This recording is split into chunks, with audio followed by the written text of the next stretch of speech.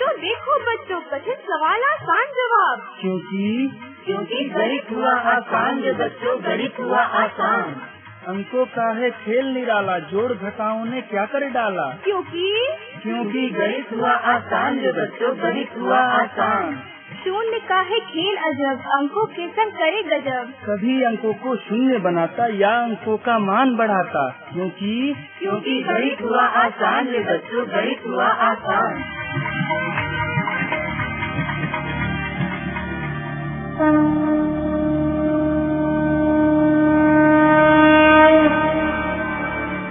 अलवर की आवाज 90.8 FM पर मैं हूं आपके साथ, आपका दोस्त बसंत।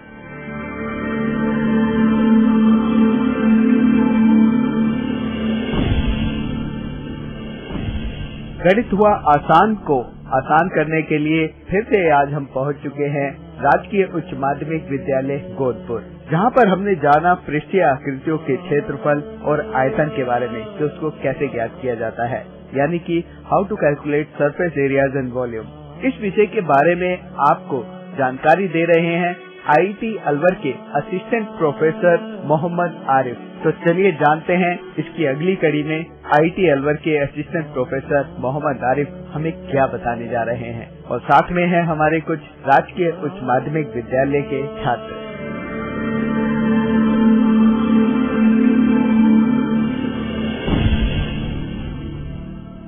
मैं Mohammad Arif, assistant professor IIT group of institution MIA Alwar. प्यारे बच्चों, आज जो मैं आपको टॉपिक पढ़ाऊंगा, जो मेरा विषय है वो है पृष्ठीय आकृतियों का क्षेत्रफल और आयतन, है ना।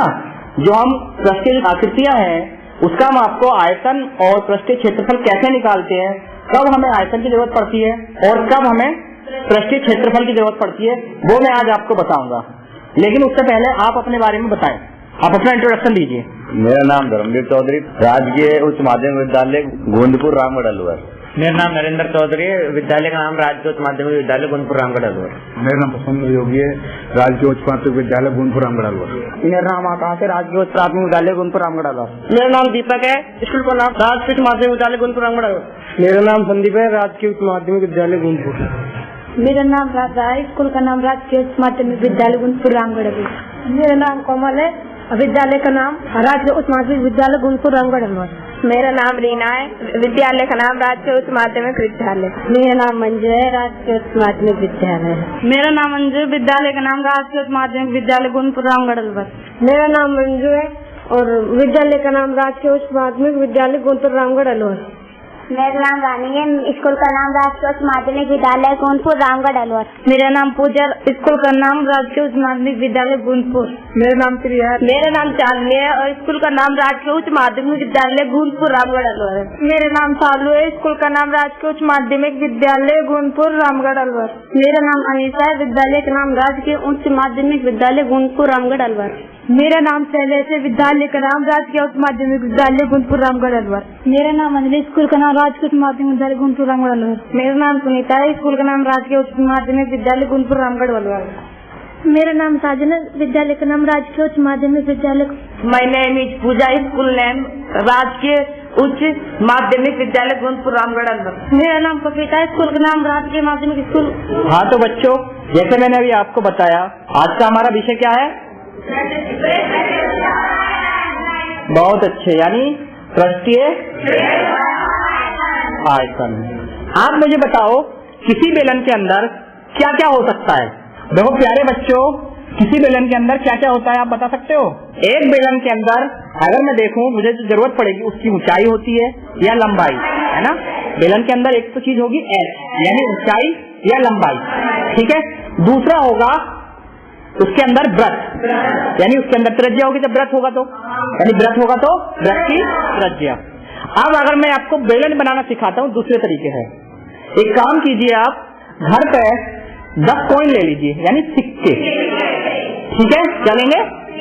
शाबाश, 1-1 रुपए के सारे सिक्के ले लिए आपने, चलिए। अब मैंने क्या किया, तला ऊपर एक दूसरे के ऊपर सिक्के रख दिए, क्या बन जाएगा? बनेगा? शाबाश, वो एक अलग बेलन होगा, है ना।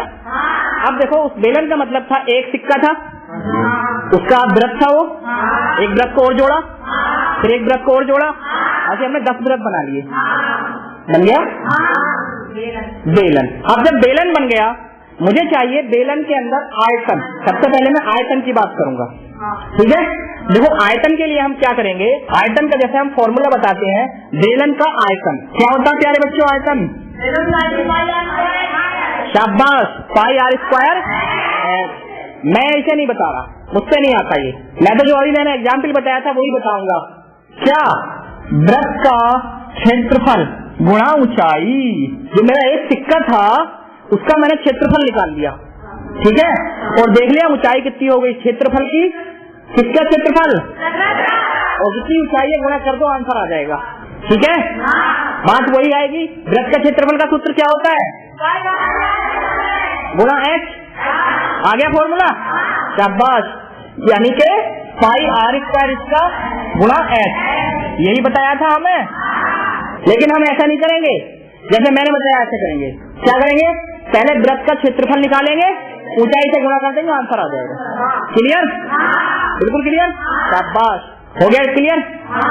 वृत्त का क्षेत्रफल बराबर बेलन का क्षेत्रफल बराबर बेलन का क्षेत्रफल, वृत्त का क्षेत्रफल गुणा ऊंचाई। बेलन का क्षेत्रफल, बेलन का आयतन, बेलन का आयतन बराबर क्या होगा? वृत्त का क्षेत्रफल गुणा ऊंचाई। शाबाश, यानी उसके अंदर जो वृत्त है उसका आप क्षेत्रफल निकाल लो, और जितनी ऊंचाई, यानी वो हमने ऊंचाई कर ली, अगर उसकी मैं ऊंचाई से गुणा कर दूं तो क्या मिल जाएगा? पाई आर स्क्वायर, यानी कि मुझे मिल जाएगा इस वृत्त का, इस बेलन का आयतन। क्लियर? शाबाश। दूसरा है हमारे पास वक्र पृष्ठ। दूसरा क्या है?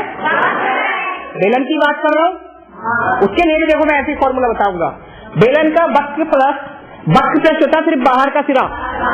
अब देखो मैं आपको उसी एग्जाम्पल को बताता हूँ, जो आपने कॉइन लिए थे उनका सिर्फ बाहर का सिरा वही होता है ना, सिर्फ बाहर बाहर जो हमने पॉलिश करनी है वो।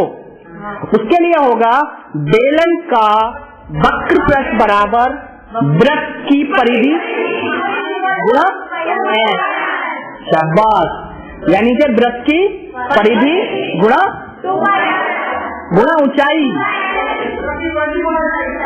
ठीक है। यानी कि अगर मैं उसकी बात करूं आपसे कि किसी बेलन का वक्र पृष्ठ क्या होगा, तो हम क्या करेंगे? वृत्त की परिधि, यानी जो हमने वृत्त लिया था, जो सिक्के लिए थे उनकी वो नाप ली, बाहर की बाउंड्री है ना, पूरी बाउंड्री नापो परिधि, और ऊंचाई से गुणा कर दो, क्या मिल जाएगा? नहीं, वक्र पृष्ठ। तो वृत्त की परिधि, परिधि कैसे निकालते हैं? गुणा ऊंचाई। क्या मिल जाएगा बच्चों? वक्र पृष्ठ बेलन का। जैसे किसी टैंक है आपके पास कोई, और मुझे देखना है कि इसमें कितने क्षेत्रफल है, पॉलिश कराने के लिए वक्र पृष्ठ कितना होगा, तो क्या करूंगा? सबसे पहले उसकी गोलाई नाप लूंगा और उसकी ऊंचाई नाप से गुणा कर दूंगा, आंसर आ जाएगा। क्लियर? यानी जो गोलाई को क्या कहते हैं? परिधि। अब वृत्त है, वो वृत्त का कार्य है, तो वृत्त की परिधि हो गई, ठीक है। यानी वृत्त की परिधि गुणा क्या मिलेगा? शाबाश, यानी वक्र पृष्ठ। अब हमारे पास एक चीज और है, वो है संपूर्ण पृष्ठ। क्या है? अब संपूर्ण पृष्ठ क्या होगा? अब देखो बेलन के अंदर दो चीज और रह गई, एक नीचे का सिरा और एक ऊपर का सिरा, दो चीज रह गई, उनका भी निकाल के जोड़ दो, काम बन जाएगा। संपूर्ण पृष्ठ के लिए क्या करेंगे? बेलन का वक्र पृष्ठ प्लस वक्र पृष्ठ निकाल दिया, बचा क्या? देखो वृत्त का क्षेत्रफल ऊपर वाले का और वृत्त का क्षेत्रफल नीचे वाले का, 2 गुणा वृत्त का क्षेत्रफल। भाई 2 है ना, 2 वृत्त हो गए, ठीक है ना।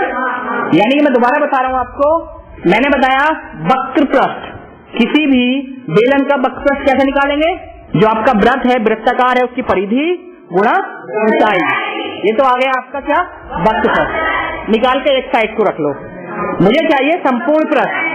संपूर्ण पृष्ठ के लिए क्या करूंगा? जो उसका नीचे की तली है और उसका ऊपर का टॉप है, उन दोनों का क्षेत्रफल और निकाल लूंगा। दोनों कैसे होंगे? वृत्त के आकार के होंगे, उनका क्षेत्रफल निकालने के बाद जोड़ देंगे, तो यानी फॉर्मूला बन जाएगा बेलन का संपूर्ण पृष्ठ बराबर बेलन का वक्र पृष्ठ प्लस 2 गुणा वृत्त का क्षेत्रफल। क्लियर? अब जो मैंने अभी 3 फॉर्मूले आपको बताए, आप बताइए, बताओ। शाबाश। 3 फॉर्मूले। पहला, बेलन का आयतन। बेलन का आयतन के लिए हम वृत्त का क्षेत्रफल गुणा ऊंचाई लेंगे। गुड, बहुत अच्छे। अब हम बात कर रहे हैं बेलन का वक्र पृष्ठ।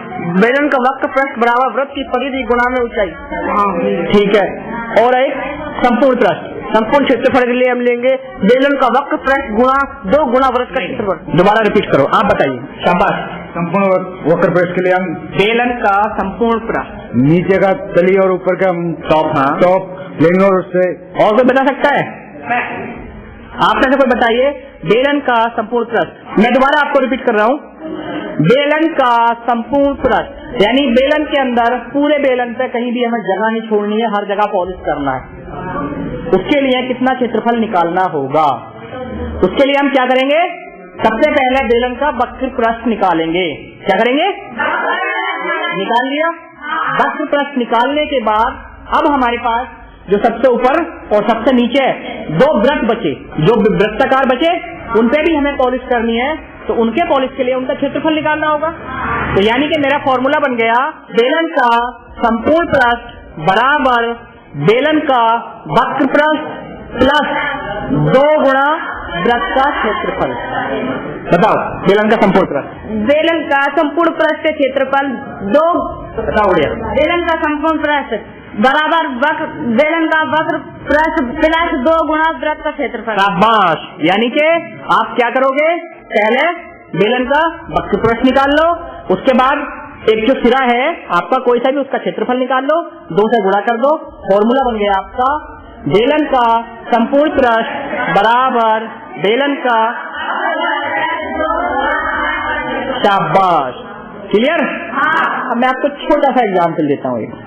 ठीक है, एक बेलनाकार आकृति जिसका सिरे का क्षेत्रफल, बेलनाकार आकृति होगी जिसके सिरे का क्षेत्रफल 20 मीटर स्क्वायर है। कितना है बच्चों? यानी 20 वर्ग मीटर है, यानी सिरे का क्षेत्रफल। सिरा मतलब वृत्ताकार होगा, उसका क्षेत्रफल दे दिया मैंने कितना? 20 मीटर स्क्वायर। और उस बेलन की ऊंचाई 10 मीटर है। कितनी है बच्चों? यानी उस बेलन की ऊंचाई कितनी है? 10 मीटर। तो आप मुझे ये बताओ कि वो बेलनाकार आकृति जो बनी है उसके अंदर कितनी हवा आएगी? क्वेश्चन सुन लेना मेरा, जो क्वेश्चन कह रहा हूं उसे बहुत ढंग से सुनना।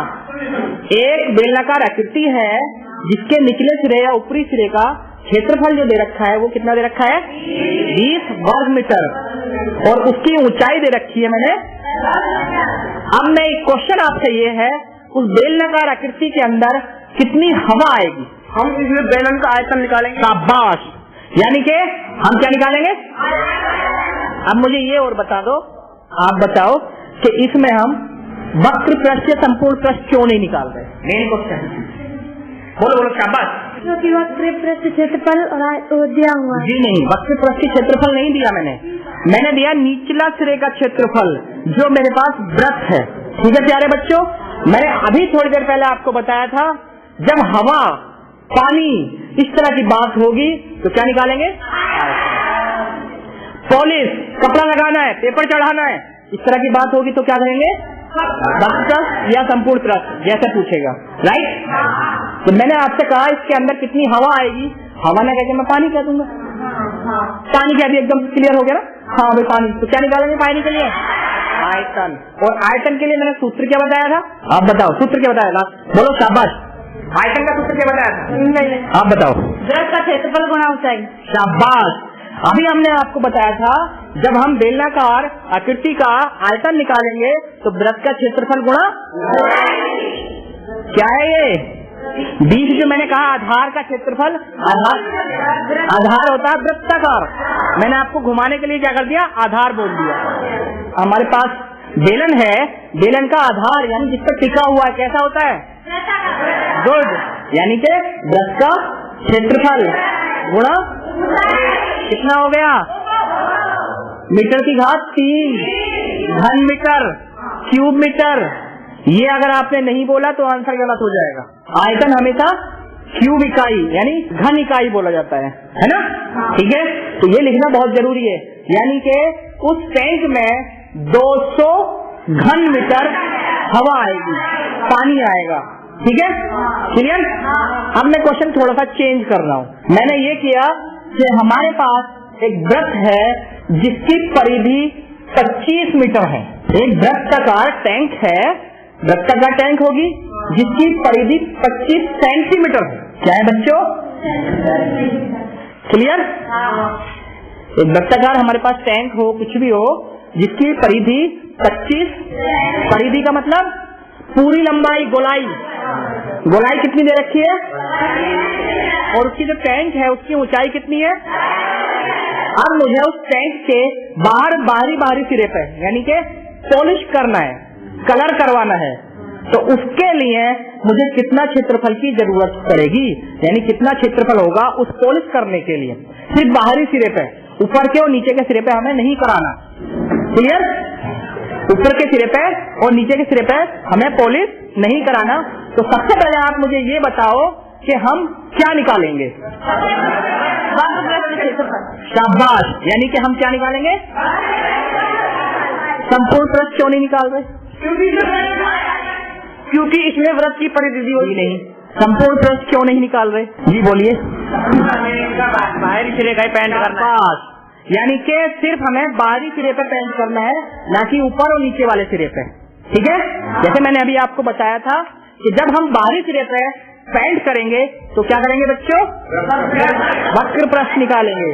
तो इसका जो हमारे पास टैंक होगी उससे पॉलिश करने के लिए कितना क्षेत्रफल होगा, है ना? मान लो 5 रुपए के हिसाब से उसका रेट है, तो हम पैसे निकालने पड़ेंगे। तो हम क्या करेंगे? 25 गुणा 10 कितना हो गया? क्या 250 क्या 250 क्या? मैंने बताया इकाई क्या होगी? क्षेत्रफल है। क्या होती है इकाई? वर्ग सेंटीमीटर। जब क्षेत्रफल की बात आएगी तो वर्ग होगा, और जब आयतन की बात आएगी तो घन। ठीक है, इस तरह से हम क्या करेंगे, यानी वो निकाल लेंगे 250 वर्ग सेंटीमीटर जो होगा हमारा आंसर। उससे हमें पता लग जाएगा कि भाई 250 वर्ग सेंटीमीटर जगह है वो पॉलिश करने के लिए। अब उसके हिसाब से आप रेट डिसाइड कर लीजिए और जितना खर्च आएगा वो आपको बता दें। अब जैसे हमारे सर ने कह दिया कि 1 सेंटीमीटर यानी स्क्वायर, जो हमारी टैंक हमने अभी बताई थी, 1 सेंटीमीटर स्क्वायर पॉलिश करने में 2 रुपए लगते हैं। ठीक है, हमारे सर ने बता दिया हमें रेट कि भाई ऐसा इतना खर्चा आएगा। किसी कारपेंटर ने, मिस्त्री ने आपको बता दिया कि जो आपकी टैंक है ये, जिसकी परिधि 25 सेंटीमीटर है और उसकी ऊंचाई 10 सेंटीमीटर है, उस पर आपको पॉलिश करनी है बाहरी सिरे से, लेकिन उसका जो रेट है यानी वो 1 वर्ग सेंटीमीटर को 2 रुपए लेगा। और हमने किसी ने आपके घर पे पूछा कि बेटे या बेटी या बच्चों ये बताओ कि हमारे पास ऐसी टंकी है और हमें कितना खर्चा पड़ेगा, तो आप क्या करोगे? खर्चा निकालना है। उस टैंक का पॉलिश कराने में कितने रुपए लगेंगे वो आपको निकालना है, वो आपको बताना है। तो क्या करोगे बताइए? बाहर से पॉलिश कराना, सिर्फ बाहर से, यानी कि वक्र पृष्ठ के क्षेत्रफल को जो आंसर आया है वक्र पृष्ठ के क्षेत्रफल उसकी 2 से गुणा कर देंगे, पैसे आ जाएंगे। ठीक है, तो जैसे मैंने अभी आपको बताया हमारे पास बेलनाकार टैंक है जिसकी परिधि कितनी दे रखी है? ठीक है, और ऊंचाई, तो उसका वक्र पृष्ठ कितना होगा? 250 वर्ग सेंटीमीटर, और अब 1 वर्ग सेंटीमीटर में लग रहे हैं 2 रुपए, तो 250 वर्ग सेंटीमीटर में कितने रुपए लगेंगे? 2 से गुणा कर देंगे, यानी कि उस टैंक को पॉलिश कराने में आपको 500 रुपए खर्च आएंगे। आपने बैठे बैठे बता दिया। इसी की जरूरत पड़ती है, तभी हम ये सब चीजें पढ़ते हैं, इन सब चीजों को निकालने के लिए, है ना? अब एक और छोटा सा क्वेश्चन, आपके पास एक बेलनाकार बर्तन है। ठीक है बच्चों, बेलनाकार बर्तन है, दूसरा एग्जाम्पल है मेरा, जिसका ऊपरी सिरा यानी जिसका आधार का क्षेत्रफल 10 सेंटीमीटर स्क्वायर है, जिसके आधार का क्षेत्रफल कितना है और ऊंचाई है 5 सेंटीमीटर। ठीक है प्यारे बच्चों, उसके अंदर दूध भरना है हमें, है ना? और दूध का रेट 20 रुपए किलो है ना? ऐसा ले लो, दूध का रेट 20 रुपए सेंटीमीटर क्यूब है। हम किलो में नहीं बता रहे अभी आपको, सेंटीमीटर क्यूब इसका रेट है ये। है ना। 20 रुपए में 1 सेंटीमीटर क्यूब पर सेंटीमीटर क्यूब, ये ऐसे समझ लो 10 रुपए ले लो, 10 रुपए पर सेंटीमीटर क्यूब, यानी इसका जो रेट आएगा वो 1 सेंटीमीटर क्यूब के लिए 10 रुपए है। दूध ले लो, पॉलिश ले लो, कुछ और लिक्विड ले लो, है ना। तो इस डिब्बे में कितने रुपए का लिक्विड आएगा, कितने रुपए का वो पदार्थ आएगा जिसका रेट ये है 1 सेंटीमीटर क्यूब 10 रुपए का। शाबाश। यानी सबसे पहले क्या करोगे, इस बेलन का आयतन निकालोगे, यानी इसमें आ कितना सकता है, तभी तो हमें पता लगेगा। भाई ऐसे तो हम कहते हैं 5 सेंटीमीटर क्यूब आ जाएगा, हमें क्या पता कितना आएगा। तो उसके लिए सबसे पहले हम क्या करेंगे, बहुत अच्छे, यानी पहले आयतन निकालेंगे और आयतन निकालने के बाद क्या करेंगे 10 से गुणा, हमें पता लग जाएगा इस डिब्बे के अंदर, इस बॉक्स के अंदर कितने रुपए का लिक्विड होगा या दूध होगा। जैसे इसका आयतन कैसे कितना होगा, 10 सेंटीमीटर स्क्वायर तो है उसका क्षेत्रफल और 5 सेंटीमीटर है ऊंचाई, कितना होगा 50, 10 गुणा 50 यानी 50 सेंटीमीटर की घात 3, यानी घन सेंटीमीटर उसका आयतन हो गया। 10 रुपए के हिसाब से 50 गुणा 10 कितना हो गया 500। उस डिब्बे की कीमत, यानी उस डिब्बे के अंदर जो लिक्विड आएगा उसकी कीमत कितनी होगी। ठीक है बच्चों, ये हमने आपको आज बताया बेलन का आयतन, वक्र पृष्ठ और संपूर्ण पृष्ठ। अगले एपिसोड में हम आपको बताएंगे शंकु का और गोले का आयतन, वक्र पृष्ठ और संपूर्ण पृष्ठ, आपके अगले एपिसोड में बताएंगे। थैंक यू, धन्यवाद। धन्यवाद। चलिए दोस्तों, चालू हमारे साथ जुड़े हैं और चालू से हम जानते हैं कि गणित में उनको सबसे मुश्किल सब्जेक्ट टॉपिक क्या लगता है। मुझे साइन थीटा को बहुत कठिन लगता है। साइन थीटा बहुत मुश्किल लगता है, क्यों मुश्किल लगता है। क्योंकि उसमें मुझे समझ में नहीं आता। समझ में नहीं आता, तो आप अपने टीचर से पूछते हो अपने। हाँ, तो फिर समझ में नहीं आता। हाँ समझाते हैं ना, समझाते हैं तो समझ में आता है। हाँ। अच्छा, एक बात और बताओ कि गणित डर क्यों लगता है बच्चों को, गणित से वो भूत क्यों लगता है। क्योंकि गणित में अधिकतर बच्चे फेल होते हैं और वो बहुत कठिन होती है ना, इसलिए। कठिन क्यों लगती है, जब भी तो ये पूछे कि कठिन क्यों लगती है, समझ नहीं आती है या पढ़ते नहीं है ठीक से, प्रैक्टिस नहीं करते हैं, क्या रीजन समझते हो। अच्छा, अपने लिए बताओ कि आपको चीजें कठिन क्यों लगती है गणित में। क्योंकि समझ में नहीं आता। समझ में नहीं आता है। अच्छा, अगर जैसे रेडियो पे आपको ये पढ़ाया जाएगा, जैसे अभी आपको सर ने पढ़ाया वृत्त की परिधि और उस सब के बारे में, तो वो अगर जैसे आप रेडियो पे सुनोगे तो समझ में आएगा। हाँ। अच्छा, सुनना चाहोगे रेडियो पे। हाँ। चलिए अब नरेंद्र के पास पहुंचे हैं। नरेंद्र से जानते हैं कि गणित में सबसे मुश्किल क्या लगता है 10वीं में। Sine theta cos theta. Sine theta cos theta मुश्किल लगते हैं, क्यों मुश्किल लगते हैं। क्योंकि ये समझ में नहीं आती जल्दी से। तो जल्दी से समझ में नहीं आते हैं। और अगर आपको ये अच्छे से रेडियो पे समझाया जाए, जैसे कि सर ने अभी आपको वृत्त की परिधि के बारे में बताया, तो क्या समझना चाहोगे। हाँ, समझना चाहेंगे। और जैसे कि बच्चों को गणित से डर लगता है, गणित से आपको भी डर लगता है। नहीं, मुझे नहीं लगता। तो उनके लिए क्या कहना चाहोगे जो बच्चे डरते हैं, जिन्हें वो गणित भूत लगता है। उनको सरल तरीके से सवाल समझाना चाहूंगा मैं, और आसपास के अपने बहन भाइयों से भी कहूंगा कि जो सवाल कठिन लगता है उसे सरल तरीके से गुरुजी समझे। अच्छा, गुरुजी से समझे। अभी तो कह रहे हो कि आप मेरे से समझ सकते हैं। कुछ मैं भी समझाऊंगा, जो मुझसे समझ में नहीं आएगा उसे सर से समझाऊंगा। अच्छा, तो मतलब तुम हेल्प करते हो अपने क्लास वालों की। हाँ, करता हूँ। तो अगर जैसे इनको कहीं दिक्कत आ रही है, जैसे साइन थीटा कोस थीटा में, वैसे तो आपको ही दिक्कत आ रही है, तो कैसे समझाओगे। जो दिक्कत मुझे आ रही है मैं इनसे भी रिक्वेस्ट करूंगा कि मेरे साथ चलकर सर से समझे। हमने समझा भी है, कुछ समझ में भी आया है, और हम शाम को रेडियो पर भी समझेंगे और सर से भी समझेंगे। अच्छा, रेडियो पे भी समझेंगे। कितना सुनते हो रेडियो पे गणित के प्रोग्राम जो चल रहे हैं। शाम को जरूर सुनेंगे ना। अच्छा, शाम को सुनेंगे। आप सुनना शुरू करोगे। हाँ। दीपक है हमारे साथ, दीपक से जानते हैं। दीपक, ये बताओ कि गणित में सबसे मुश्किल क्या लगता है। मुझे त्रिकोणमिति का परिचय बहुत मुश्किल लगता है। त्रिकोणमिति मुश्किल लगती है। साइन थीटा कोस थीटा निकाल लेते हो। हाँ, साइन थीटा कोस थीटा निकाल लेता हूँ, लेकिन त्रिकोणमिति का परिचय मुझे समझ नहीं आता है। अच्छा, साइन थीटा कोस थीटा तुम्हें आता है, तुम अपने दोस्तों को क्यों नहीं बताते। बताता हूँ ना सबको, इसलिए समझता भी हूँ। अच्छा, ये बताओ कि गणित मुश्किल क्यों लगता है, क्यों डरते हैं बच्चे गणित। क्योंकि वो गणित में अच्छी तरह मेहनत नहीं कर पाते हैं, और क्योंकि वो सोचते हैं कि गणित हमें फेल होना है, इसलिए मेहनत नहीं करते हैं। तो फेल होना है इसलिए। हाँ, ठीक कह रहे हो, बिल्कुल। अच्छा, ये बताओ कि गणित को आसान कैसे किया जा सकता है, कैसे आसानी से समझा जा सकता है। गणित को सबसे आसान इस तरह समझा सकता है क्योंकि वो गणित में अपने अच्छी मेहनत करे, जो समझ में प्रश्नावली आती है उनको ज्यादा से ज्यादा करे। अच्छा, तो तुम गणित को अच्छे से समझते हो। हाँ। अच्छा, 5 का पहाड़ा बताना। 5 5 5 10 5 15 5 20 25 25 5 30 5 35 5 40 45 5 50। अच्छा 5 का तो बता दिया। अच्छा 98 का पाना बताना। सर 98 का तो आपको भी याद नहीं होगा। अगर चलिए अब अंजू है हमारे साथ। अंजू बताएंगी कि अंजू को गणित में सबसे मुश्किल क्या लगता है। त्रिकोणमिति का परिचय। त्रिकोणमिति का परिचय आपको मुश्किल लगता है। हाँ। तो उसको सीखने के लिए करने के लिए क्या करते हो। हम टीचरों से पूछते हैं, जो सवाल समझ नहीं आता फिर थोड़ा कुछ तो समझ में आने लगता है। कुछ समझ में आने लगता है। बच्चों से पूछते हो साथ में बैठ के, जिन जो लोग बच्चों को आता है उनसे करते हो बात। हाँ। अच्छा तो फिर समझ में आती है चीजें। हाँ। अच्छा ये बताओ गणित में सबसे आसान क्या लगता है। सांख्यिकी सबसे आसान लगती है, जिसमें कि मतलब आपको वो मीन मोड मीडियन। हाँ। अच्छा और ये बताओ कि गणित में बच्चों को डर क्यों लगता है, क्यों डरते हैं। गणित कोई हुआ तो नहीं है, अच्छे से करो तो समझ में आता है। क्या रीजन समझते हो अपने हिसाब से, क्या रीजन समझते हो। अगर सही दिमाग से खड़े तो उनको सब समझ में आता है, डर पूरा भग जाएगा। अच्छा लेकिन दिमाग लगा के नहीं पढ़ते हैं। अच्छा दिमाग लगा के नहीं पढ़ते हैं। हाँ। अगर जैसे टीचर आपको पढ़ाते हैं क्लास में, उस टाइम ध्यान देते हो। हाँ। और उसकी फिर प्रैक्टिस करते हो घर पे जाके। हाँ। क्योंकि गणित में क्या है, प्रैक्टिस मांगता है। जब तक आप प्रैक्टिस नहीं करोगे भूल जाओगे आप। जो फार्मूले आपको सर ने बताया वो घर पे जाके प्रैक्टिस करो, उनको अलग अलग क्वेश्चन में लगा के। एक बार आप कर लोगे लिख के, फिर कोई मुश्किल नहीं है। हाँ।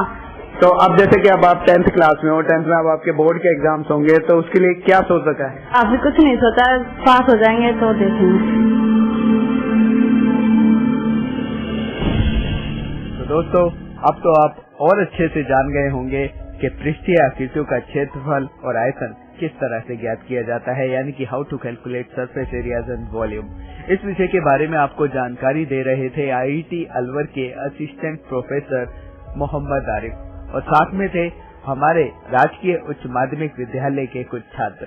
साथ ही आपको लेके चलते हैं वहाँ के प्रिंसिपल और अध्यापकों की ओर कि उनका क्या कहना है गणित के विषय के बारे में।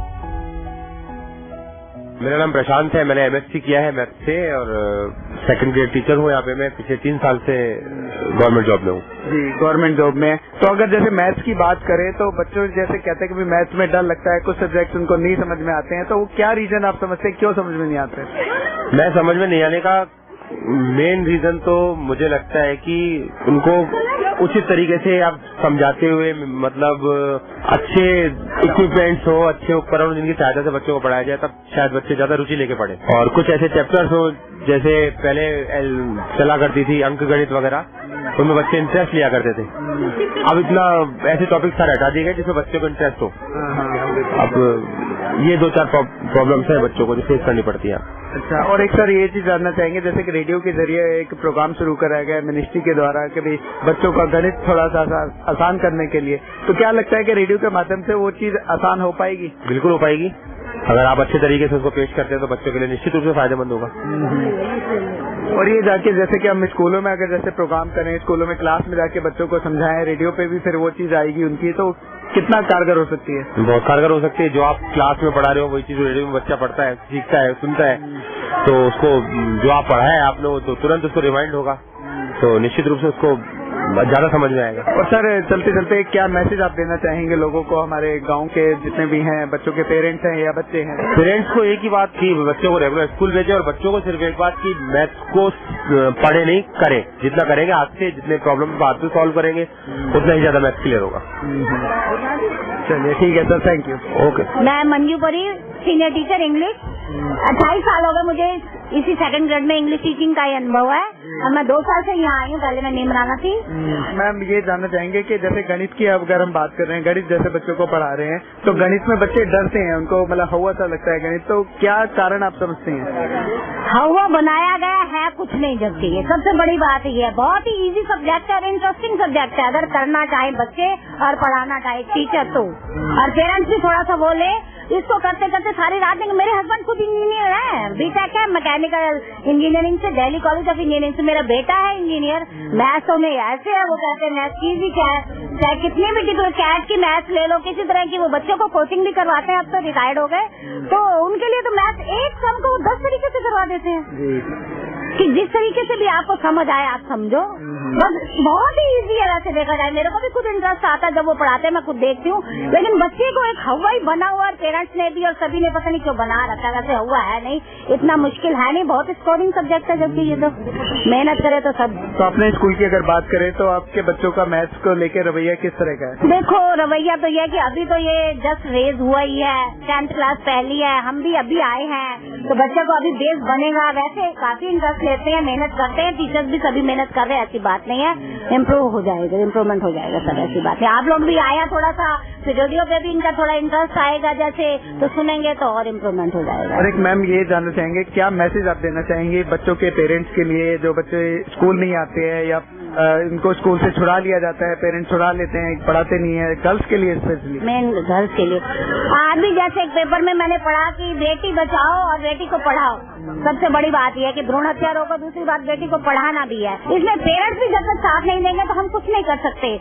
बच्चे पेरेंट्स क्या करते हैं, लड़कियों को छोटी एज में जैसे शादी भी कर देते हैं और फिर आगे 10वीं के बाद पढ़ाना नहीं है जी, 10वीं की डिग्री चाहिए इनको, तो बस ये सबसे बड़ी गलत बात है। पेरेंट्स को भी इसमें कोऑपरेट करना पड़ेगा। टीचर भी हम बार बार जाते हैं कि वेस्टेज ना हो, स्टैग्नेशन ना हो, इसको रोकने के लिए कि बार बार एडमिशन कराया जाए।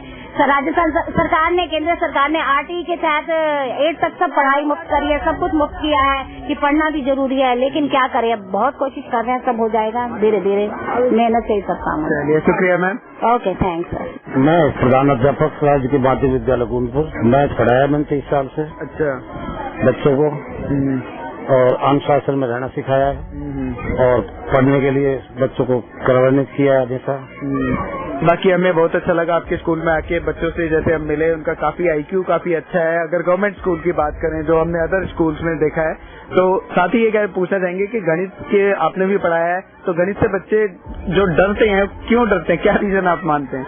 गणित से बच्चे, हमारे यहाँ तो ऐसी कोई स्थिति है नहीं गणित से, पर फिर भी क्या है, गणित में एक ऐसी है कि और में तो बच्चे रट के भी पास हो जाते हैं, गणित में थोड़ा दिक्कत आती है, इसमें थोड़ा डरते हैं शुरू से।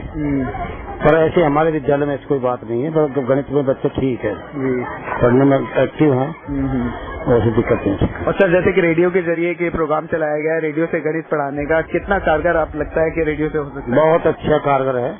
अगर बच्चों को गणित रेडियो से सिखाया जाए तो बच्चों को बहुत ही आकर्षित होंगे, अच्छा पढ़ेंगे और उनकी कमजोरियां भी निकलेंगी। अब शिक्षक से तो निकलती है, पर रेडियो से और भी अच्छा निकलती है, क्योंकि रेडियो के प्रति बच्चे एक्टिव होते हैं, सुनने के प्रति भी, देखने के प्रति भी, तो उससे बहुत समाधान होगा गणित। गणित के लिए बहुत ही अच्छी प्रोग्राम है, रेडियो का बहुत अच्छा है। शुक्रिया सर, धन्यवाद।